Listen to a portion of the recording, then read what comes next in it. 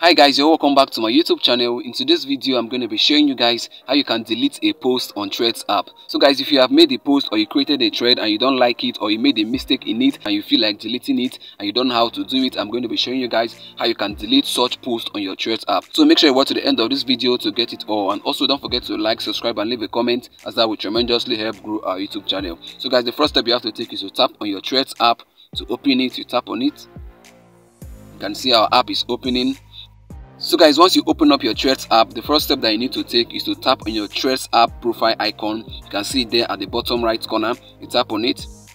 So guys, under your profile, this is where you're going to see all the posts that you've made, all the threads that you've created. So you go ahead to set out for the video that you want to delete, the post that you want to delete, the pictures that you want to delete. So guys, you can see this is the post I made like 8 minutes ago. You can see the time there, and I posted and uploaded 10 photos at the same time. This is one of the advantage I love Threads app. So guys, for you to delete this post, what you have to do is to tap on the 3 dots at the top of the post. You can see it there. You tap on it. Then you can see delete option. What you have to do is to tap on the delete to actually delete. So let me tap on it. Then you tap on delete. So guys, you can see it is deleting.